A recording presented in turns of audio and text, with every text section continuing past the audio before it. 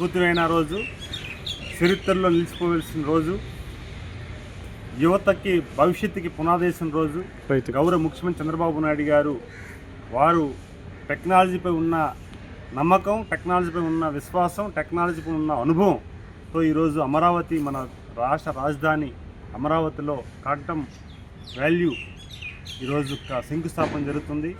ఈరోజు గౌరవ ముఖ్యమంత్రి చంద్రబాబు నాయుడు గారు ఐటీ నగరాన్ని, హైదరాబాదుని ఏ రకంగా తయారు చేసి 96లో వారు ఆలోచనని రూపకల్పన చేశారో, ఈరోజు రేపు అమరావతిలో కూడా క్వాంటమ్ వాల్యూ సిస్టమ్ కూడా ఈరోజు డెవలప్ అవుతుంది. ఈరోజు గౌరవ ముఖ్యమంత్రి చంద్రబాబు నాయుడు గారికి ఈరోజు యువత అంతా కూడా జైజేలు పలుకుతున్నారు.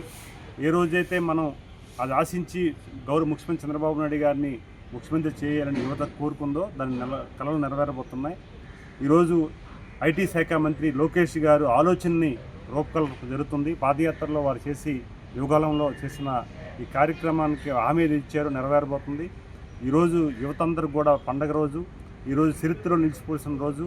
ఎందుకంటే భారతదేశంలో తొలిసారిగా ఈరోజు మన అమరావతిలో ఈరోజు శంకుస్థాపన చేసుకుంటున్నాం. అది క్రెడిబిలిటీ, గౌరవ చంద్రబాబు నాయుడు గారిపై ఉన్న నమ్మకం, ప్రధానమంత్రిగా ఇచ్చిన అవకాశం. ఇది ఎన్డీఏ కూటమికి ఘన విజయం. ఖచ్చితంగా ఈరోజు యువతకి ఏదైతే మాట ఇచ్చామో బిఫోర్ ఎలక్షన్లో అది ఈరోజు నెరవేరబోతుంది. భవిష్యత్తులో కూడా మన ఉత్తరాంధ్రలో కూడా మనం చూస్తున్నాం, ఐటీ హబ్ని కూడా ఏర్పాటు చేసుకుంటున్నాం. ఈరోజు అమరావతి నిర్మాణం చరిత్రలో ఎలాగైతే నిలిచిపోతుందో, ఉత్తరాంధ్ర అభివృద్ధికి కూడా రేపు మనకి మనకు సంబంధించిన టెక్నాలజీ కూడా ఈరోజు మనకి రేపు ఉత్తరాంధ్రలో మనం చేయబోతున్నాం.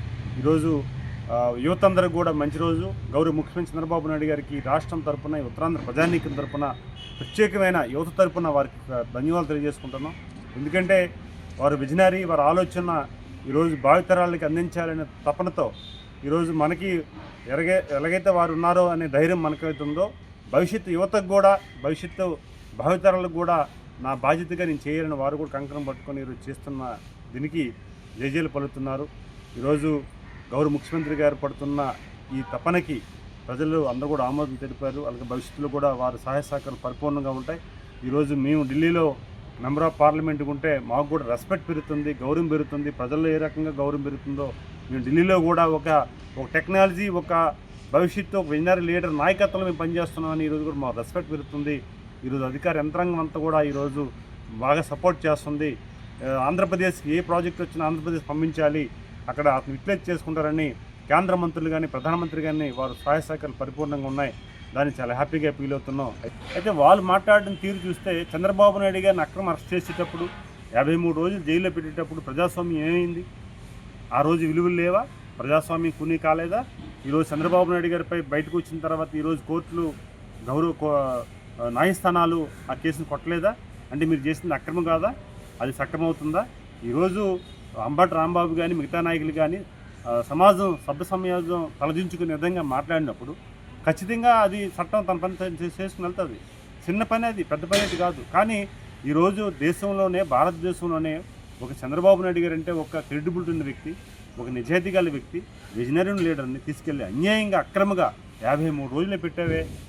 ఆ రోజు ప్రజాస్వామ్యం ఏమైంది? ప్రజాస్వామ్య విలువలు ఏమయ్యాయి? అందుకే ఈరోజు జగన్మోహన్ రెడ్డికి మేము అడుగుతున్నాం, ఖచ్చితంగా మీకు డిబేట్ పెట్టండి. ప్రజల దగ్గర మేము చర్చించడం కాదు, నాయకుడిగా మేము మాట్లాడడం, ప్రజలే మాట్లాడతారు, ప్రజలు చర్చించుకుంటున్నారు. ఈరోజు మీరు చేస్తున్న అన్యాయాలు కానీ, అక్రమాలు కానీ ఏమండి? ఈరోజు మీరు మీ తాడేపల్లి ప్యాలెస్ నుంచి ఇబ్రంపేట వెళ్ళడానికి 8 గంటల ఏం సూచిస్తున్నారు మీరు? మీ దానికి ఇద్దరు చనిపోయారు, ఇద్దరు బలికొన్నారు. ఏం ఇండికేషన్ ఇస్తున్నారండి? మీకు రాజకీయాలు చేయాలంటే మీరు మీ పార్టీని కాపాడుకుంటే మీరు మంచి చేయండి, ప్రజలకు మంచి డిస్కస్ చేయండి. కానీ ఈరోజు యాత్రల పేర్లు పెట్టి ప్రజలను ఇబ్బంది పెట్టించి, గంటలు తరబడి ఈరోజు ట్రాఫిక్ జామ్ చేసి ఇబ్బందులు పెట్టించి యువకుల్ని మీరు రెచ్చగొట్టే విధంగా వాళ్ళకి భవిష్యత్తు ఏమి ఇస్తున్నారండి? తప్పేం చెప్పాలా?